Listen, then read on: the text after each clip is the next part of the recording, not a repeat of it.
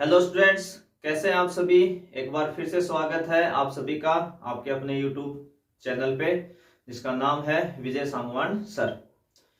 ठीक है, जैसा लास्ट वीडियो में कहा था कि नेक्स्ट जो भी वीडियो होगा वो एक नए चैप्टर पे होगा, तो आज हम करेंगे एक नया चैप्टर शुरू। और चैप्टर का नाम है डिटर्मिनेंट, सारणिक, लेसन 4 आपका। ठीक है, तो ये जो बोर्ड एग्जाम में कितने नंबर्स का आएगा, तो टोटल ही आएगा 5 नंबर्स का। कितने का आएगा? 5 नंबर्स का, जिसमें से 1 मार्क्स का एक ही क्वेश्चन होगा सेक्शन ए के अंदर, very short answer type question के अंदर। Very short answer type question के अंदर केवल एक ही क्वेश्चन आएगा। ठीक है ना। अगर हम बात करें तो सेक्शन ए के अंदर क्वेश्चन नंबर जो 3 होगा उसके अंदर एक क्वेश्चन इसका आएगा। 2 क्वेश्चन इसके आएंगे सेक्शन बी में, 2-2 नंबर के, तो यानी 4 मार्क्स के वहां हो गए और 1 मार्क्स का यहाँ, यानी टोटल हो गया 5 मार्क्स का। पहले के टाइम में इस चैप्टर से एक बड़ा क्वेश्चन आता था, फिक्स 5 मार्क्स का एक ही क्वेश्चन आता था। अब कोरोना के बाद से जब से चेंजिंग हुआ है तो काफी इधर उधर नंबर्स हो रहे हैं चैप्टर के, तो उसमें इसके नंबरिंग जो है वो 5 तो रखे हैं, पर सेक्शन के अकॉर्डिंग इसको चेंज कर दिया गया है। ये पहले लास्ट सेक्शन डी में रहता था, अब इसका एक क्वेश्चन तो सेक्शन ए में मिलेगा और 2 क्वेश्चन आपको मिलने वाले हैं सेक्शन बी के अंदर। तो इस चैप्टर से जितने भी 1 मार्क्स के अच्छे अच्छे क्वेश्चंस बन सकते हैं वो सारे मैं आपको बताने वाला हूं। सभी अच्छे क्वेश्चन होंगे, लगभग हर टॉपिक्स आपका कवर हो जाएगा उसके अंदर, हर टाइप से लेने की कोशिश होगी। ठीक है, तो करें फिर आज का वीडियो स्टार्ट। तो देखिए, आपका नया चैप्टर है और उसका पहला क्वेश्चन है आज। इसमें आपको क्वेश्चन स्क्रीन पे दिख रहा होगा, साथ साथ एक डिटर्मिनेंट आपको गिवन है और उसकी वैल्यू आपको बतानी है। यहां पे ये 3y3 का क्या है आपका डिटर्मिनेंट है। यहां पे ये डिटर्मिनेंट का जो ऑर्डर है वो कितना है, 3 into 3 का है। तो इसका हम एक्सपेंशन करेंगे यानी प्रसार करेंगे। तो पहले इसलिए क्वेश्चन लिया है ताकि कम से कम एक डिटर्मिनेंट की वैल्यू तो हमें आए। आगे जब हम काफी क्वेश्चंस करेंगे इस टॉपिक पे तो बीच में यूज होती रहेगी बार बार डिटर्मिनेंट की वैल्यू, तो वहां पे फिर बार बार नहीं बताना पड़े, इसलिए एक बार ढंग से यहां पे हम कवर कर देते हैं। ठीक है ना। तो 2y2 का कैसे ओपन करते हैं, 3y3 का डिटर्मिनेंट कैसे ओपन करते हैं, उसकी वैल्यू कैसे पता करते हैं, वो पहले हमें अच्छे से सीखना है। इसलिए स्टार्टिंग क्वेश्चन एक आपका लिया है 3y3 ऑर्डर का। सिंपली आपको 1 मार्क्स में कभी भी बोर्ड में पूछ सकता है, अभी तक नहीं पूछा है पर कभी भी पूछ सकता है, ऐसी कोई बात नहीं है। इसके अलावा मैट्रिक्स एंड डिटर्मिनेंट, आव्यूह और सारणिक में जो एक मेन डिफरेंस होता है कि जितनी भी डिटर्मिनेंट्स है वो केवल स्क्वायर मैट्रिक्स की हो सकती है। यानी अगर कोई भी डिटर्मिनेंट है तो वो 2y2 ऑर्डर की होगी, 3y3 की होगी, 4y4 की होगी, 1y1 की होगी, यानी एक स्क्वायर मैट्रिक्स का ही डिटर्मिनेंट पॉसिबल है। दूसरा, जो डिटर्मिनेंट होती है वो एक न्यूमेरिकल वैल्यू रखती है, यानी जो डिटर्मिनेंट होती है उसकी एक न्यूमेरिकल वैल्यू, यानी जो आंसर आएगा वो 2, 4, -1, 3y2, √2 ऐसा कोई नंबर आएगा, जबकि मैट्रिक्स की कोई न्यूमेरिकल वैल्यू नहीं होती है। ये आप विशेष ध्यान रखेंगे। डिटर्मिनेंट की एक न्यूमेरिकल वैल्यू होती है, मैट्रिक्स की कोई न्यूमेरिकल वैल्यू नहीं होती है, और जो भी स्क्वायर मैट्रिक्स होते हैं उन्हीं के डिटर्मिनेंट पॉसिबल होते हैं, बाकी नंबर्स बाकी के नहीं हो सकते। जैसे 1y3 की कोई मैट्रिक्स है तो उसका डिटर्मिनेंट पॉसिबल नहीं है, ये आप विशेष ध्यान रखेंगे। तो कैसे सॉल्व करेंगे इस डिटर्मिनेंट को, तो वैसे तो आप कोई भी डिटर्मिनेंट को कोई भी रो या कॉलम, आप सब पता है, ये फर्स्ट रो है आपकी, ये सेकंड रो है, ये थर्ड रो है, ये फर्स्ट कॉलम है, ये सेकंड कॉलम है और ये थर्ड कॉलम है। इतना तो हम सीख चुके हैं मैट्रिक्स के अंदर। तो आप किसी भी रो या कॉलम के अकॉर्डिंग इसको ओपन कर दो, इसका एक्सपेंशन कर दो, प्रसार कर दो, कोई प्रॉब्लम नहीं है, डिटर्मिनेंट की वैल्यू सेम बनी रहेगी। तो हम यहां पे इसको R1 के अकॉर्डिंग ओपन कर रहे हैं। R1 कौन सी आपकी, ये वाली रो है ना, R1 के अकॉर्डिंग। मोस्टली हम जनरली जब सॉल्व करते हैं तो फिर R1 के अकॉर्डिंग ही सॉल्व कर लेते हैं। तो कितनी वैल्यू आएगी देखो, R1 के अकॉर्डिंग ओपन करेंगे तो आप फर्स्ट वैल्यू लेंगे, यहाँ पे क्या लिखा हुआ है 1, तो 1 लेंगे। तो जब आप 1 लेंगे तो ये 1 जो है, ये जो 1 आपका है जिस रो के अंदर आता है और जिस कॉलम में आता है उसको आप इग्नोर करेंगे। इग्नोर करने का मतलब उसको छोड़ देंगे, उसको हम यूज नहीं करेंगे। जैसे आपकी ये रो और ये कॉलम छोड़ देंगे, ये दोनों छोड़ देंगे, तो यहाँ पे आपका 2/2 का एक डिटरमिनेंट है ना, ये बचेगा। यहाँ पे ये वाली रो आप छोड़ देंगे और ये वाला कॉलम छोड़ देंगे, तो 2/2 की एक डिटरमिनेंट यहाँ पे आएगी। उसकी वैल्यू कैसे निकालनी है, इस वैल्यू को इधर मल्टीप्लाई करेंगे 3 को 0 से, तो कितना आ जाएगा 0। फिर यहां आएगा माइनस आपका हमेशा फिक्स, और फिर इस वैल्यू को इससे मल्टीप्लाई करेंगे 1 को 0 से, तो ये भी कितना आ जाएगा 0 आ जाएगा। कितना आ जाएगा 0 आ जाएगा। ठीक है, तो पहले हमने लिया 1। वैसे इसका जो निक नेम होता है 1 का वो क्या होता है आपको पता होगा, A11। इसका क्या नाम होता है A12, और इसका नाम क्या होता है A13। ऐसे तो लिखते हैं ना element A11, A12, A13, A14। तो देखो नीचे क्या लिखा हुआ है 1 1, तो जब इनके नीचे जो नंबर आते हैं 1 1, पहला रो को डिनोट करता है, सेकंड कॉलम को। जब जब इनका सम 1 1 का सम कितना आएगा 2, एक और एक को जोड़ देंगे तो 2, और 2 कैसा नंबर होता है इवन नंबर, सम संख्या। तो जब जब ये जो नीचे वाले नंबर आते हैं इनका सम कैसा आएगा इवन आएगा, यानी 2 आएगा, 4 आएगा, 6 आएगा, 8 आएगा, तब तब उसके साथ साइन आएगा पॉजिटिव, और पॉजिटिव को शो करने की जरूरत है ही नहीं, वो तो होता ही है फिर। अब देखो अगला क्या है A12। तो 1 और 2 का सम कितना आएगा 3 आएगा। कितना आएगा 3। अब 3 जो आ रहा है इसका मतलब कैसा आ रहा है सम आपका ओड आ रहा है, तो ओड आ रहा है तो उसके साथ क्या आएगा, इस नंबर के साथ क्या लेंगे आप माइनस। तो ये एक तरीके से आप ये भी समझ सकते हैं कि ऑर्डर फिक्स है, पहले प्लस आएगा फिर माइनस आएगा फिर प्लस आएगा, इसी हिसाब से इनका ऑर्डर चलता रहेगा, प्लस माइनस आपका। तो इसके साथ प्लस लेंगे आप हमेशा, इसके साथ लेंगे माइनस, और फिर इसके साथ क्या लेंगे प्लस। अब आप जब 2 ले रहे हैं 2, तो 2 जिस रो में और जिस कॉलम में आता है उसको छोड़ देंगे, है ना, उसको क्या करेंगे आप छोड़ देंगे। तो देखें 2 की रो तो देखो ये फिक्स है, रो तो यही रहने वाली है, कॉलम आपका ये इस बार हट जाएगा ना, कॉलम ये नहीं आएगा और ये रो नहीं आएगी। तो डिटरमिनेंट कौन सी बची -1 0 4 और 0, यानी 2 जिस रो में आ रहा है वो रो आप हटा सकते हैं, और जिस कॉलम में आ रहा है उसको आप हटा सकते हैं। तो यहाँ 2/2 का क्या बचेगा -1 0 और 0 4। तो जब आप इनटू करेंगे -1 को 0 से करेंगे 0, और 0 को 4 से करेंगे तो भी 0, लास्ट में कितना बचा है प्लस का 4। तो जब ये 4 लेंगे तो ये रो तो आपकी फिक्स आई, और ये कॉलम और आप छोड़ देंगे, ये रो और ये कॉलम, तो ये बचेगा 2/2 का आपका एक डिटरमिनेंट। तो -1 को 1 से करेंगे तो -1, अब माइनस आपका फॉर्मूले से होता है, 4 को 3 से करेंगे तो कितना आ जाएगा 12। तो ये वैल्यू पहली कितनी हो रही है 0, ये भी कितना हो रहा है 0, और -1 -12 हो गया माइनस का 13, 4 से मल्टीप्लाई करेंगे तो माइनस का 52। तो जो आंसर आएगा वो कितना आ जाएगा इसका -52। ठीक है, इसके अलावा ये तो एक बेसिक रास्ता था थोड़ा सा बताने के लिए।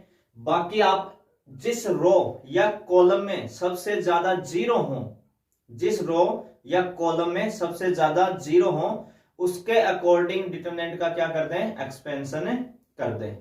ठीक है ना, उसके अकॉर्डिंग उसको ओपन कर दें। जैसे इसमें ये देखो, ये कॉलम देखो आप, लास्ट वाला कॉलम C1 C2 C3, इसमें 2 0 है, तो आप 4 के अकॉर्डिंग डायरेक्ट ओपन करके यही वैल्यू आप बता सकते थे, डायरेक्ट यही आंसर आपका आ जाता, इसकी हमें जरूरत नहीं थी।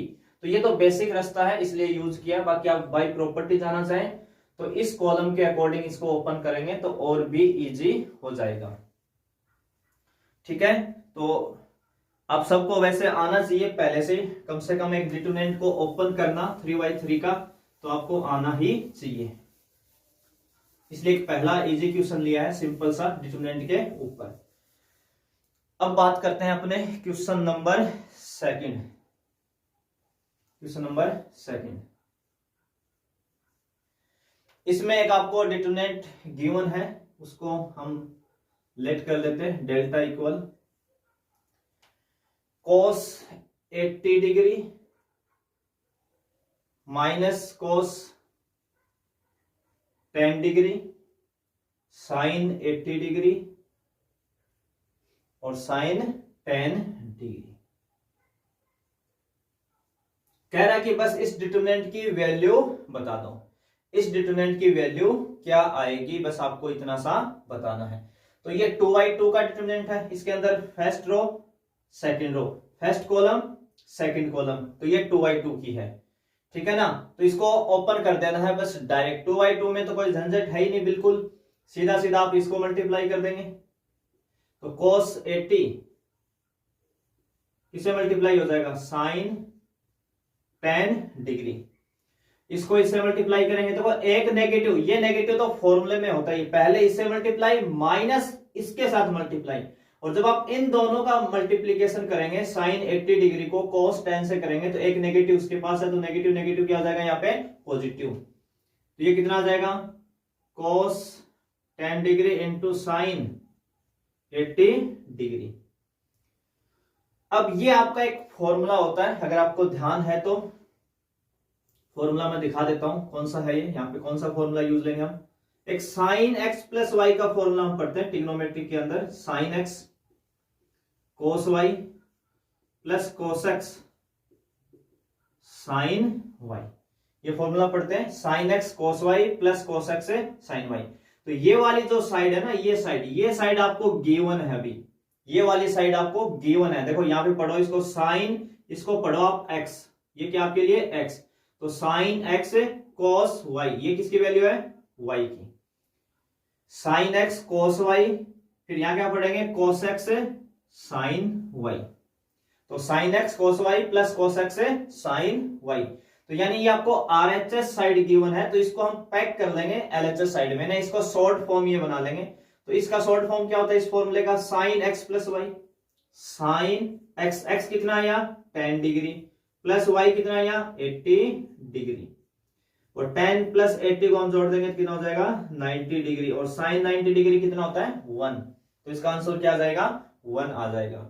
तो बिल्कुल इजी क्वेश्चन है, 2/2 का डिटरमिनेंट बस ओपन करना है, बस देख के ये नहीं घबराना है कि साइन कोस दे दिए तो मैं क्या करूं, आपको आती है इतनी ट्रिग्नोमेट्रिक, तो कोई टेंशन लेने की बात नहीं है। तो क्या सर ऐसे क्वेश्चन बोर्ड में पूछ लेते हैं, बिल्कुल पूछ लेते हैं भाई, अभी देखते हैं कभी आया हुआ है कैसा क्वेश्चन।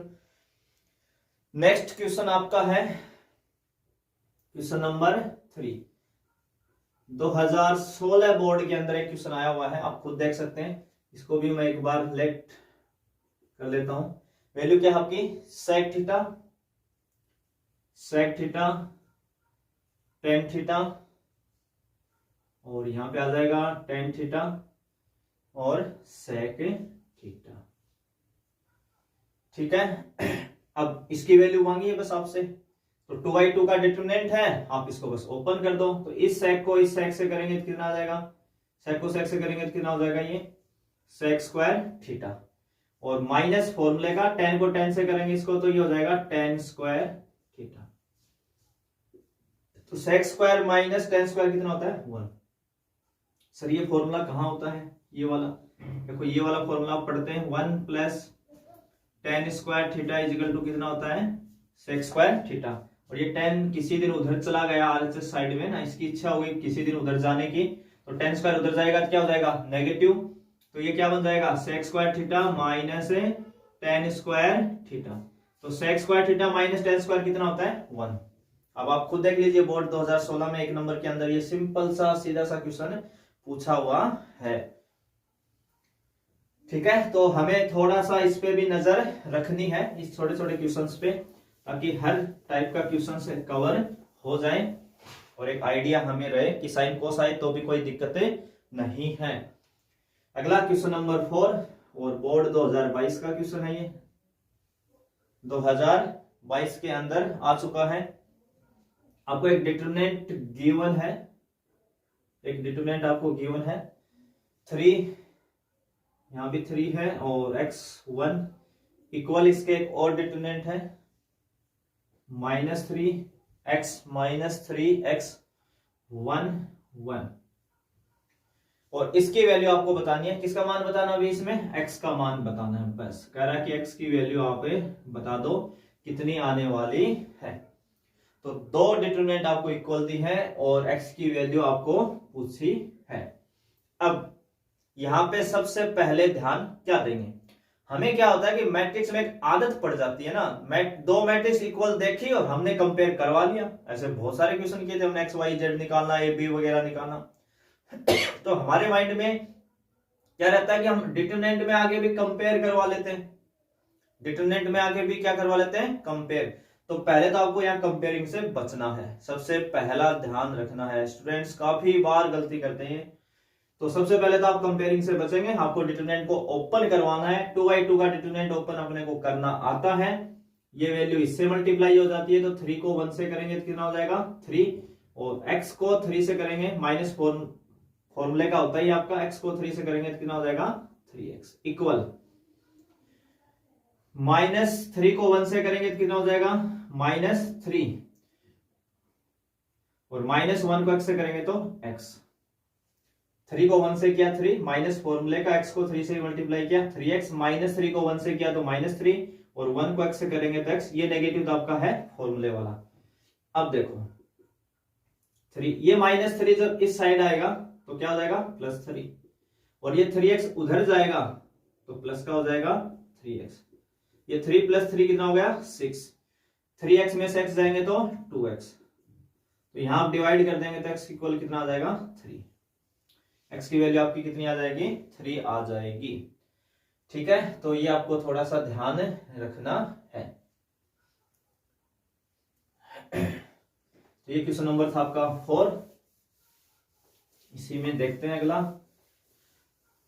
Question number 5।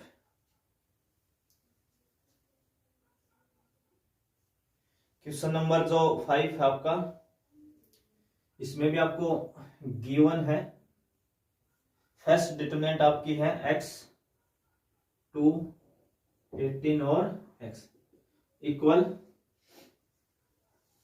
6 2 18 और 6। और इसमें भी आपसे क्या पूछा है, कह रहा है कि x की वैल्यू बता दो। अब तो आप सीख चुके हैं कैसे सॉल्व करना है, तो सीधा सीधा इसको इससे x को x से मल्टीप्लाई कर दो तो कितना हो जाएगा x² माइनस आपका फॉर्मूले का 18 2 से मल्टीप्लाई हो जाएगा तो कितना हो जाएगा 36 इक्वल 6 से मल्टीप्लाई होगा 36 माइनस आपका फॉर्मूले का होता ही है, और 18 को 2 से कर देंगे तो 36, तो x² माइनस 36 इक्वल 0, दोनों कैंसिल हो जाएंगे।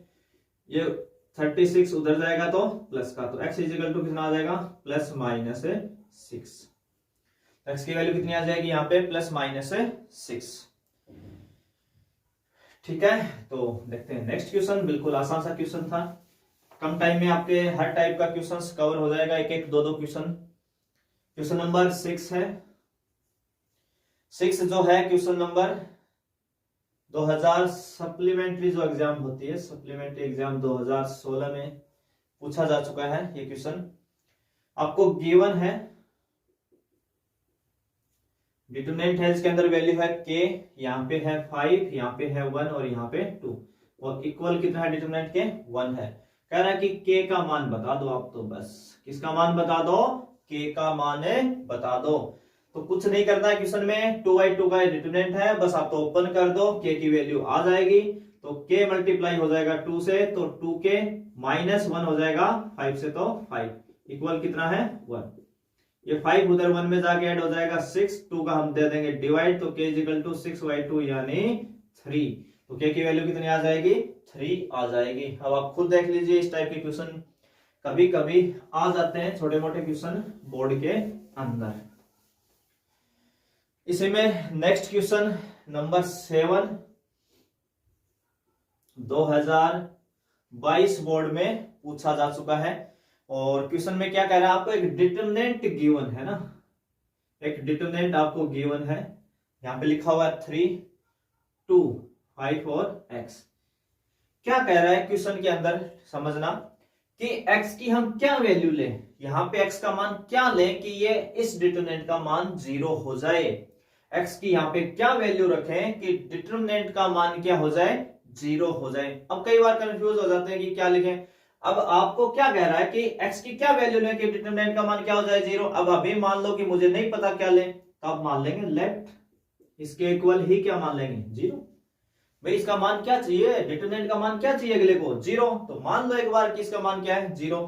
और 2/2 का डिटरमिनेंट है तो करवा दो ओपन। 3 को x से मल्टीप्लाई करोगे तो कितना हो जाएगा 3x, माइनस 5 को करवाएंगे तो 10 इक्वल 0।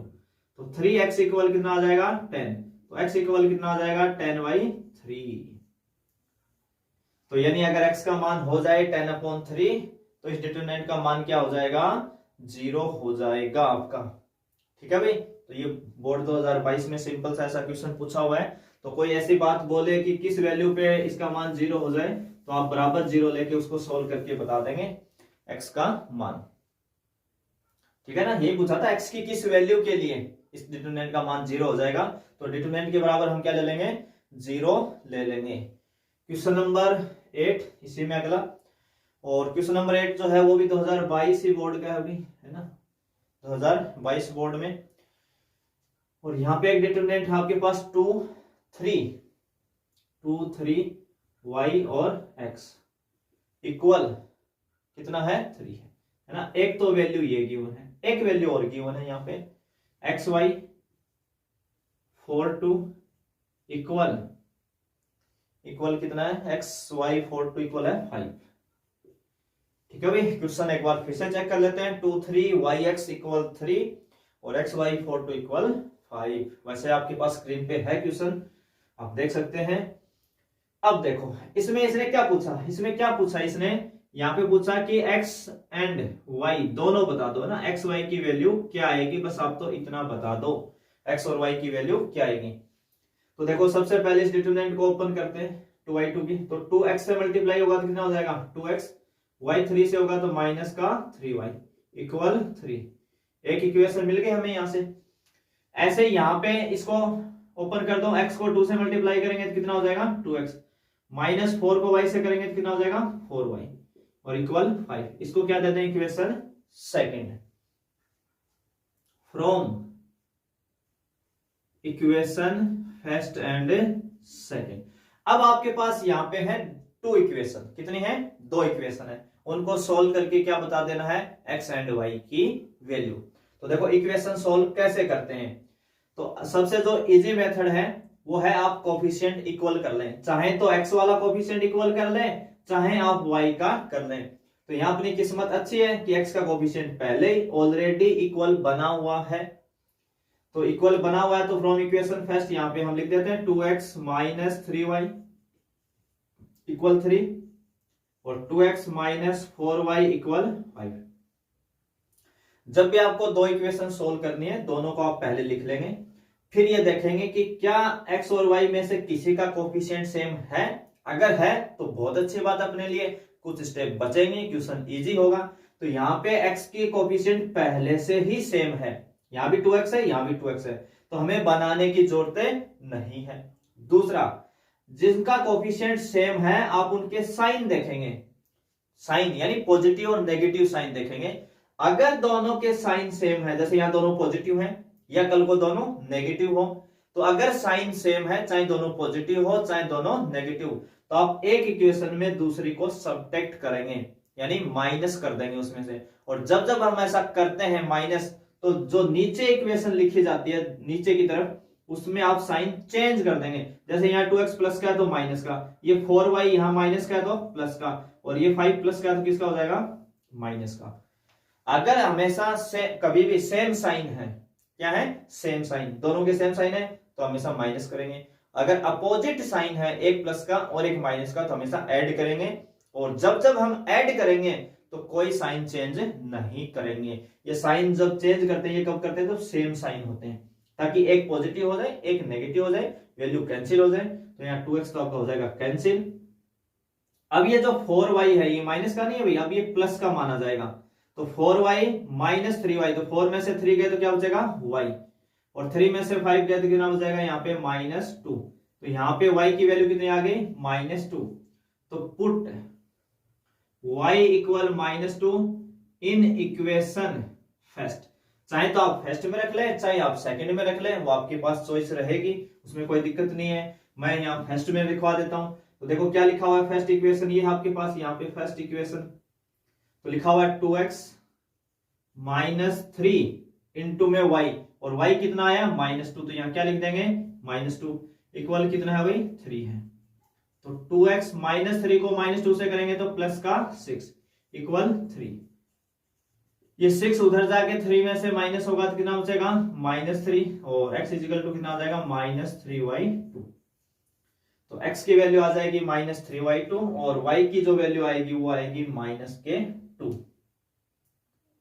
ठीक है भाई, तो x और y की वैल्यू पूछी थी तो बिल्कुल इजी है, बस इसमें थोड़ा सा क्या हो गया, दो इक्वेशन बन गई, उसमें आपको थोड़ा सा आगे सोल्व करना पड़ेगा और कुछ नहीं है ज्यादा।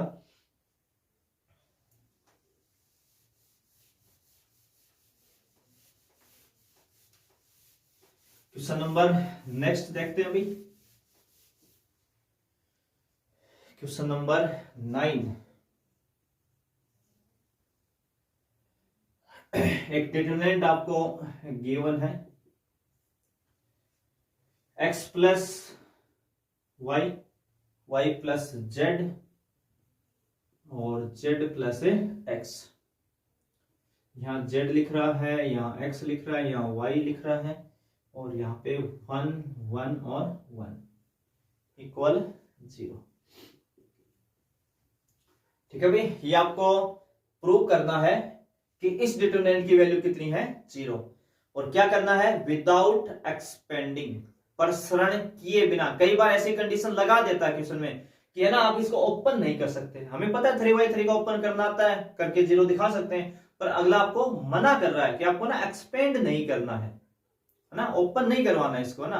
तो ओपन जब नहीं करवाना है तो हमारे पास फिर दूसरा रास्ता कौन सा है, दूसरा रास्ता है प्रॉपर्टी का। डिटरमिनेंट की जो 5 6 या 7 प्रॉपर्टी जो होती हैं उनके अकॉर्डिंग आपको इसका मान क्या दिखाना है 0। तो अब प्रॉपर्टी के अकॉर्डिंग कैसे 0 दिखाएंगे वो समझो। तो सबसे पहले तो मैं ना इसके LHS साइड ले लेता हूं ना। LHS साइड क्या है, x plus y, y plus z और z plus x. z x और y 1 1 और 1, ये आपकी डिटरमिनेंट है। तो डिटरमिनेंट की एक प्रॉपर्टी होती है, अगर किसी डिटरमिनेंट में 2 रो यानी 2 पंक्ति, 2 कॉलम यानी 2 स्तंभ अगर हो जाए समान, क्या हो जाए समान, तो डिटरमिनेंट का मान क्या जाता है 0। अगर 2 पंक्ति या 2 स्तंभ 2 रो या 2 कॉलम क्या हो जाए इक्वल हो जाए तो डिटरमिनेंट की वैल्यू क्या हो जाती है 0 हो जाती है। तो क्या हम ऐसा कुछ बना सकते हैं, यहाँ पे देखो यहां क्या लिखा हुआ है x प्लस वाई, अगर मैं इसके अंदर ये z ऐड कर दूं तो क्या पढ़ेंगे x plus y plus z. यहां लिखा हुआ y प्लस जेड, इसके अंदर अगर मैं x को ऐड कर दूं तो क्या पढ़ेंगे x plus y plus z. यहाँ z प्लस एक्स है, अगर इसके अंदर हम y को ऐड कर दें तो क्या पढ़ेंगे x plus y plus z. यानी ये भी x plus y plus z, ये भी x plus y plus z और ये भी x plus y plus z. और उस x प्लस वाई जेड को हम ले लें बाहर कॉमन, बाहर क्या ले लें कॉमन, तो यहाँ 1 यहाँ 1 और यहाँ 1 और नीचे देखो 1 1 पहले से आया हुआ है तो अपनी बात बन जाएगी। तो हमारा टारगेट ऐसे केसेस में क्या होना चाहिए कि या तो हम कोई भी 2 रो कॉलम को क्या बना दें सेम बना दें ताकि मान क्या आ जाए 0 आ जाए। तो सबसे पहला जो आपका ऑपरेशन लगा, क्या लगाया ऑपरेशन, टेकिंग ऑपरेशन। देखो ये जो x plus y, y plus z और ये z प्लस एक्स है, ये किसके अंदर आ रहे हैं, ये R1 में आ रहे हैं। किसके अंदर आ रहे हैं R1, ये आपकी फर्स्ट रो है, ये सेकंड रो है और ये थर्ड रो है। तो हम जो भी ऑपरेशन अप्लाई कर रहे हैं वो किस पे कर रहे हैं R1 पे। तो सबसे पहले आप लिखेंगे R1 फिर एरो का साइन और फिर R1। अब इस R1 के साथ आप क्या कर रहे हैं, इसमें R2 को कोई ऐड कर रहे हैं या सबट्रैक्ट कर रहे हैं या R3 के साथ कुछ कर रहे हैं। तो हम क्या कर रहे हैं इसके अंदर इस z को जोड़ने की बात कर रहे थे ना, इसको z इसमें जोड़ दें, x इसमें जोड़ दें और ये y इसमें जोड़ दें। तो आपने क्या किया R2 को पूरा किसमें जोड़ दिया R1 में। तो अब R1 प्लस क्या लिखेंगे R2, taking operation R1 arrow R1 plus R2, यानी R1 के अंदर हम क्या ऐड कर रहे हैं केवल R2 को ऐड कर रहे हैं। इसका मीनिंग क्या हुआ, एक तो ये समझे कि जो ऑपरेशन लग रहा है वो तो R1 पे लग रहा है, इसका नाम सर R2 और R3 तो बिल्कुल मेरी सेफ है, बिल्कुल सेफ है। R2 का मान आप पहले लिख लो z x और यहां पे लिख देते हैं y और नीचे क्या है 1 1 और 1। तो सर देखो मैंने लिख दिए दोनों R2 और R3, ये तो सेफ थे क्योंकि ऑपरेशन किस पे लगा R1 पे। अब ये z आप इसके अंदर जोड़ दोगे, R1 में R2 को जब जोड़ोगे तो z इसमें जोड़ोगे तो क्या लिखोगे x plus y plus z. ऐसे ये x इसमें जोड़ोगे तो क्या लिखोगे, x plus y plus z, और ये y इसमें जोड़ोगे तब भी क्या बनेगा, ये x plus y plus z. जैसे ऐसे हुआ तो ये जो R1 है ये सेम हो गया आपकी x plus y plus z, x plus y plus z, x plus y plus z. Taking common, इसको हम क्या उठा लेते हैं भाई, बाहर, इसको बाहर बुला लेते हैं, जिसको हम क्या बोलते हैं, common. Taking common x plus y plus z from, कहां से ले रहे हो भाई ये सब आप, R1 से। Taking common x plus y plus z कहां से ले रहे हैं, R1, ये R1 ही आपकी रो, ये R2 है, ये R3 है, तो R1 से हम क्या ले रहे हैं, कॉमन ले रहे हैं। किसको ले रहे हैं, x plus y plus z को। जैसे आप कॉमन लेंगे तो बाहर कौन आ जाएगा, x plus y plus z. अब यहां पे एक बात ध्यान से सुनना, अब देखो यहां पे हमने क्या किया, डिटरमिनेंट्स जो थी उसमें R1 से कॉमन ले लिया, जबकि मैट्रिक्स में ऐसा नहीं होता है। मैट्रिक्स में जब आप मल्टीप्लाई करते हैं या कुछ कॉमन बाहर लाते हैं या डिवाइड करते हैं तो सभी नंबर्स को करना होता है, यानी सभी रो को, कॉलम को, सबको करना होता है। पर डिटरमिनेंट हमें एक खास सुविधा ये देता है कि आप स्पेशली किसी वन रो या कॉलम से आप कुछ भी कॉमन ले सकते हो, या उसको मल्टीप्लाई अगर करोगे तो बाहर बैलेंस के लिए डिवाइड भी कर दोगे। तो आप यानी यहाँ पे स्पेशली किसी एक रो या कॉलम से कुछ भी कॉमन ले सकते हो, पहली बात। तो जब यहां से एक्स वाई जेड कॉमन ले लिया तो वो तो बाहर आ गया, तो यहां बचा कौन पीछे, 1, यहां भी 1 और यहां भी 1। यहां पे क्या बच गया, एक तो z बच गया, एक बच गया x और एक y, यहां 1 और यहां 1। तो x plus y plus z into ये कितना हो जाएगा भाई, 0। 0 होने के पीछे का लॉजिक क्या है इसका, कि आपकी जो R1 है वो इक्वल है किसके, R3 की, यानी रो R1 और R3 क्या होगी, इक्वल। अगर किसी डिटरमिनेंट की 2 रो या 2 कॉलम हो जाए इक्वल तो डिटरमिनेंट का मान क्या हो जाता है भाई, 0। तो इंटू हो गया, ये भी क्या हो जाएगा, 0। तो ये कौन सी साइड आ गई आपकी, RHS। कौन सी साइड है, RHS साइड है। काफी सारे स्टूडेंट इस चीज पे कंफ्यूज रहते हैं, डिटरमिनेंट को ओपन करना, आगे जैसे प्रॉपर्टी वाले क्वेश्चंस आएंगे, ऑपरेशंस लगाएंगे, तो बहुत सारे कंफ्यूज रहते हैं कि कौन सा ऑपरेशन लगाएं, कैसे सॉल्व करें। तो जब वो क्वेश्चंस आएंगे अच्छे लेवल के तब मैं आपको बताऊंगा क्या क्या आपको ध्यान रखना है, आपके सारे क्वेश्चन एक साथ कवर हो जाएंगे, ठीक है। तो आज का जो वीडियो है उसमें हम क्वेश्चन नंबर 9 तक ही कवर करने वाले हैं, आगे के क्वेश्चन लेंगे नेक्स्ट वीडियो में। अगर आपको मेरे द्वारा बनाए गए वीडियो अगर पसंद आते हैं तो आप ज्यादा से ज्यादा वीडियो को क्या करेंगे, शेयर करेंगे, और चैनल को सब्सक्राइब करना बिल्कुल मत भूलना। तो मिलते हैं एक बार फिर से नए वीडियो में, तब तक आप सभी का धन्यवाद।